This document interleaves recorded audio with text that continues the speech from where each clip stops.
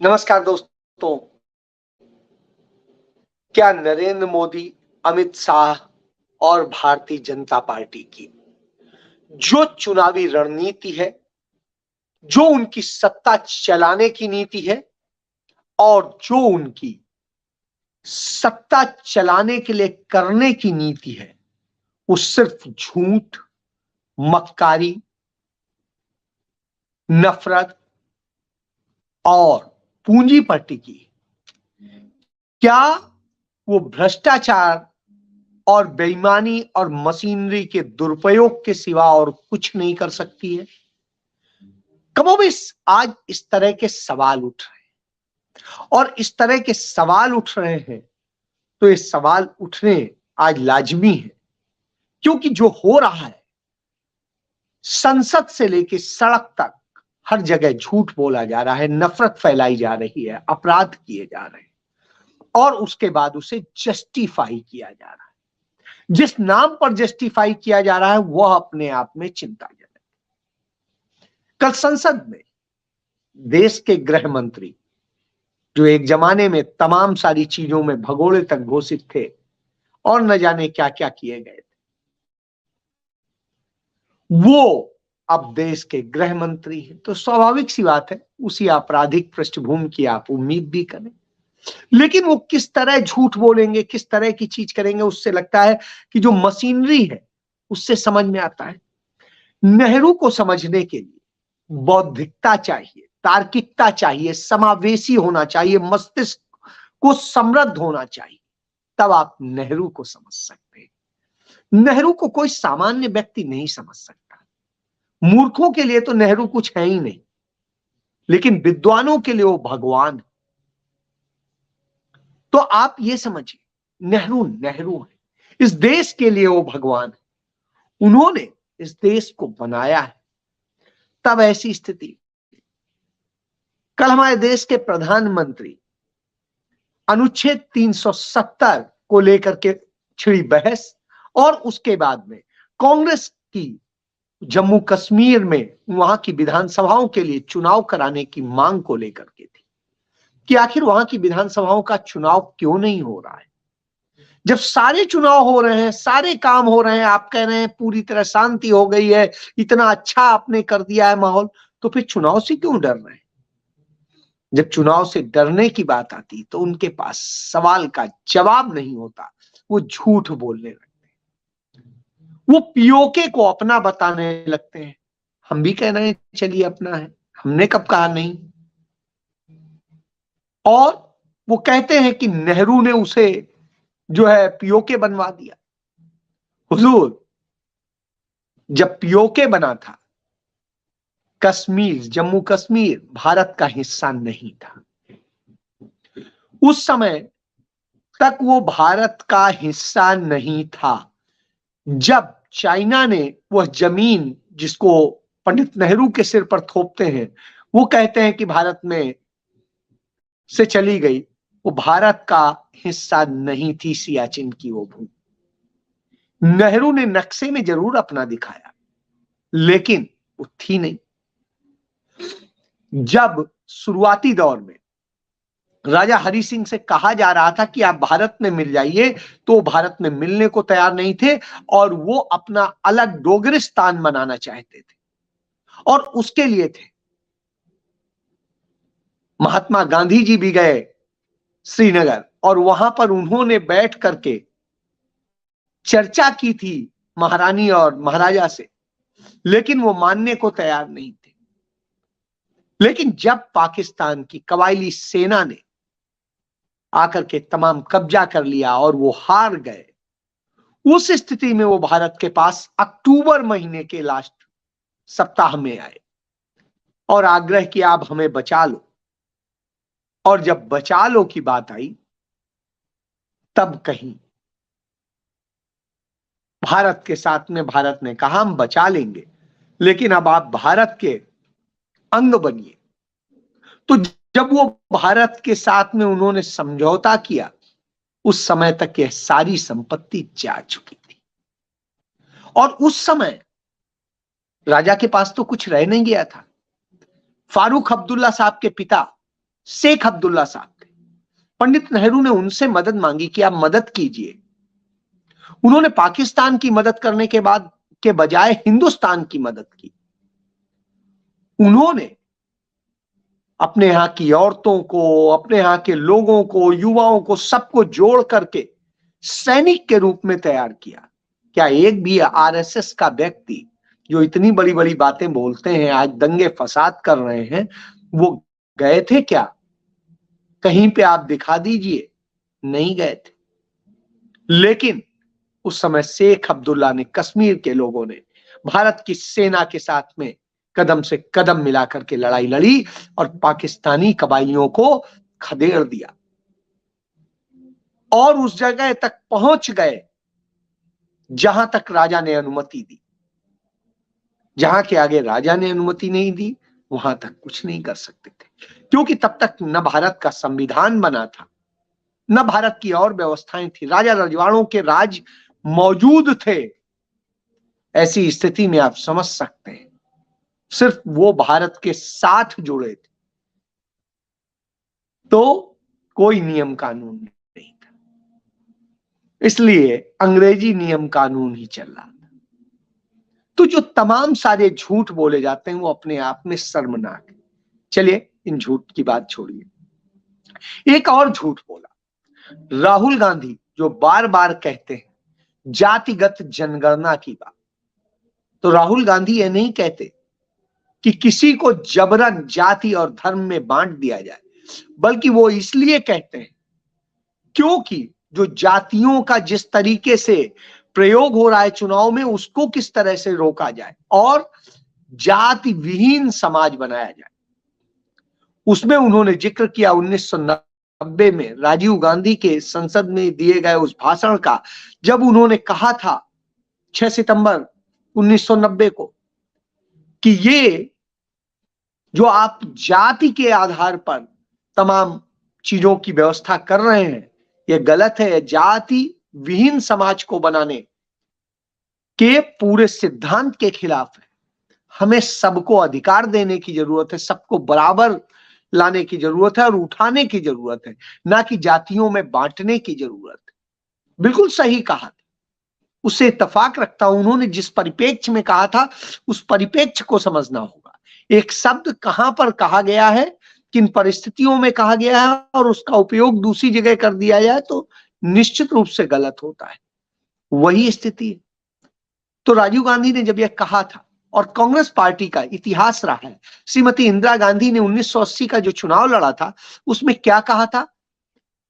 उस समय भी जनता पार्टी की जो सरकार थी, उस सरकार ने जो जातिवाद बढ़ाया था, उस जातिवाद बढ़ाने वाले उस पूरे उसके अंग भारतीय जनता पार्टी भी थी, क्योंकि उसने अपने जनसंघ का जनता पार्टी में विलय किया हुआ। उस समय की स्थिति थी। बहरहाल जब चुनाव हुआ तो श्रीमती इंदिरा गांधी ने यही नारा दिया, ना जात पर ना पात पर मोहर लगेगी हाथ पर। तो जाति विहीन समाज, सर्वजन को सुख देना, सर्वजन हिताय सर्वजन सुखाय की नीतियों को करते हुए सभी वर्गों, सभी जातियों, सभी धर्म के लोगों को समान जरूरी हक देना, यही कांग्रेस की नीति रही। और राजीव गांधी ने भी इसी को केंद्रित करते हुए बात कही थी। लेकिन यहां पर उस जातिगत जनगणना से लिया, जातिगत जनगणना क्यों चाहिए? क्योंकि जिससे पता चले कि कौन कितना क्या है, किसका क्या है, और उसके बाद में उनमें से राहुल गांधी ने दो चीजें कही, जातिगत जनगणना और आर्थिक सर्वे, और उसके बाद में आर्थिक सर्वे हो कि किसकी क्या दशा है। जब यह होगा तो गरीब को इंसाफ मिलेगा, ना कि अमीर को।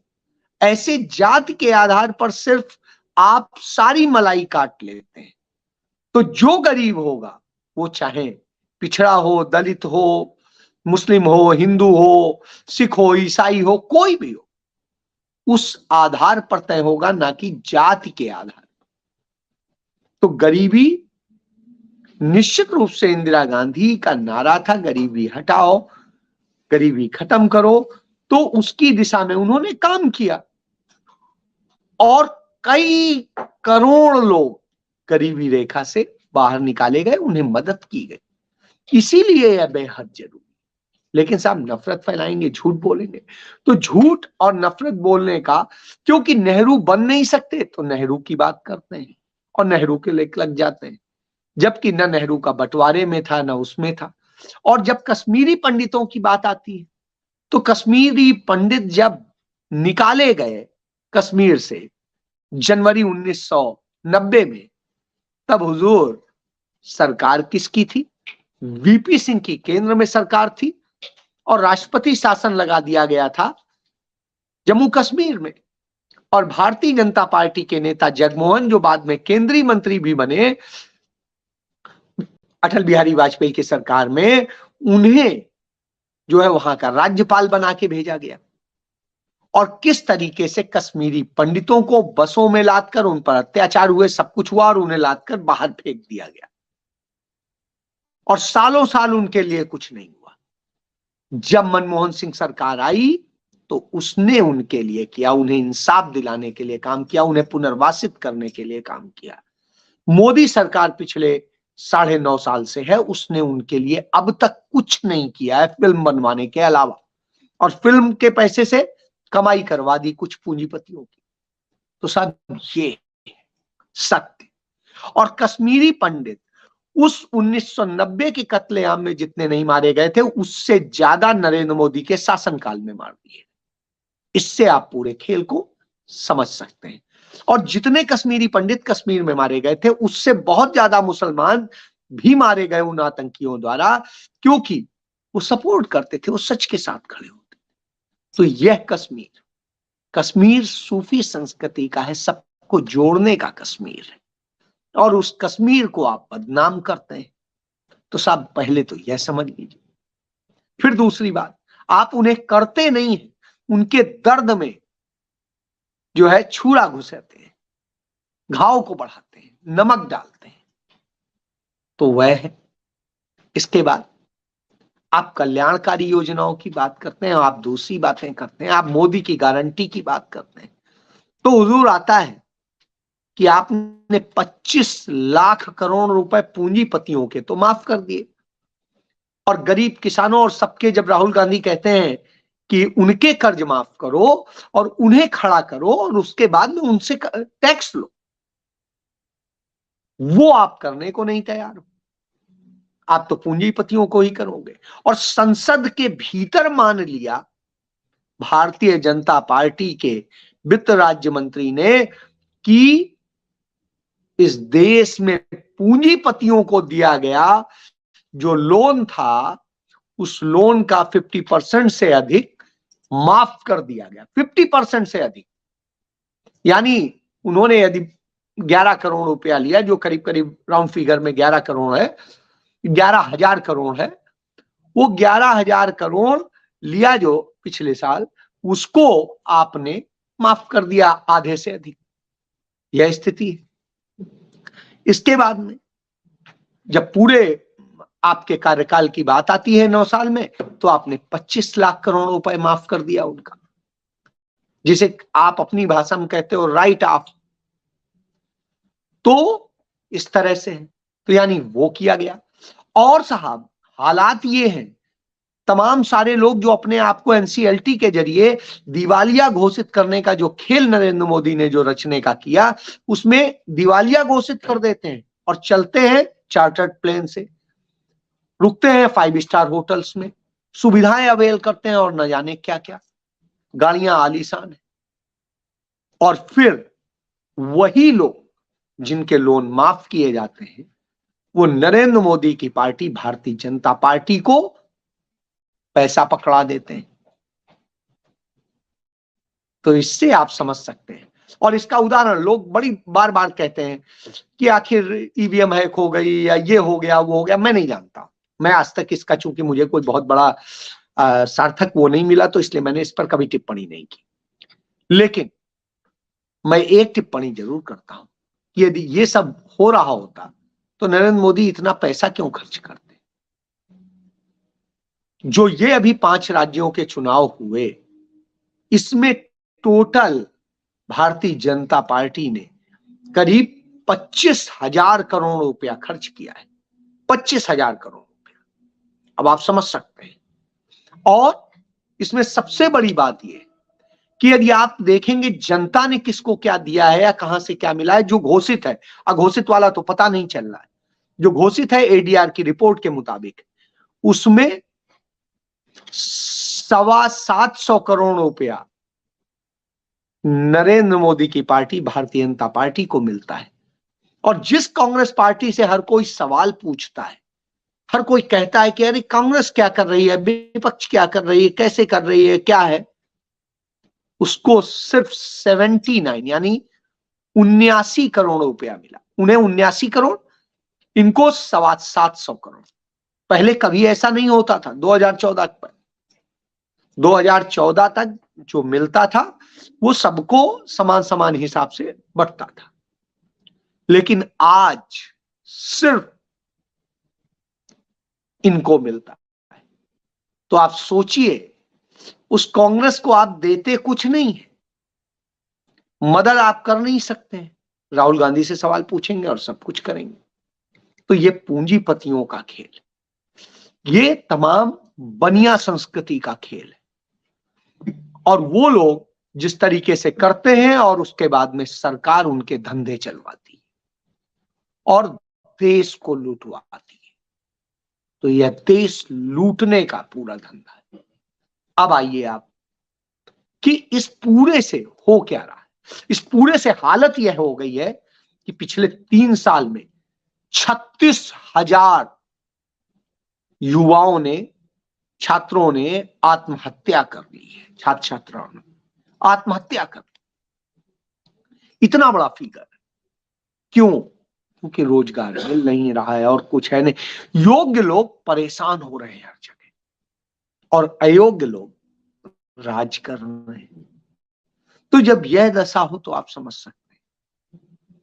फिर सवाल उठाएंगे राहुल गांधी पे, कांग्रेस पे और इस पे, और जो तमाम क्षेत्रीय विपक्षी दल हैं वो अपने अपने राज्यों में खूब पैसा ले रहे हैं। कांग्रेस को उसके मुकाबले कम मिल रहा है।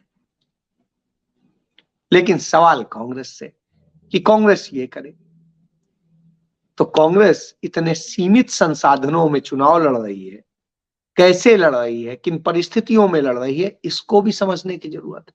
और जब ये सत्ता में आ जाते हैं या सत्ता में आने के लिए क्या करते हैं, तो नफरत फैलाते हैं। और नफरत की स्थिति क्या है कि आप देखिए, जयपुर जलने लगा है। छत्तीसगढ़ में बुलडोजर बेचारे छोटे छोटे गरीब लोगों के ऊपर चलने लगे। नफरत के बुलडोजर चल रहे हैं, नफरत के वो हो रहा है। इंदौर में इसी तरीके से हुआ, इसी तरीके से और जगह हुआ। तो ये सारे खेल चल रहे हैं और इस नफरत के बूते फिर कहते हैं बड़ा स्ट्रांग वो है। कांग्रेस पार्टी ने तेलंगाना में जीतते ही अपने मुख्यमंत्री का ऐलान कर दिया 24 घंटे के भीतर, और 3 दिन बाद भी नरेंद्र मोदी नहीं कर पाए। तो इन सब चीजों से कि क्या फैसला है, कैसे लेंगे, क्या करेंगे, तो ये आप समझ लीजिए, जो हवा की बात करने की बजाय फैसला यह होना चाहिए कि कैसे देश बचाएंगे, संविधान बचाएंगे, वो बचाएंगे और उसके लिए करेंगे। तो जब आप यह सोचेंगे तो देश भी बचेगा, आप भी बचेंगे, लोकतंत्र भी बचेगा। नहीं तो इन झूठों से जो हिंदुत्व के नाम का झूठ परोसते हैं वो आपको सिर्फ बर्बाद करेंगे। क्योंकि कोई राम मंदिर का कभी विरोधी नहीं रहा, मुस्लिम्स भी उसके पक्ष में रहे, लेकिन किसी की भूमि पर, किसी की इमारत पर तोड़ करके बनाना यह तो उचित नहीं था। बहरहाल जो भी हुआ, अच्छा हुआ, खराब हुआ, अब जो हो चुका है उस पे जाने के बजाय अब सुधार पर काम करने की जरूरत है। तो यही कहते हुए मैं बात समाप्त करूंगा कि सच को जानिए, पहचानिए। सच को जिस दिन जान जाएंगे, कांग्रेस भी जीतेगी, आप भी जीतेंगे, लोकतंत्र भी जीतेगा और संविधान भी जीतेगा और हर व्यक्ति को हक मिलेगा। जय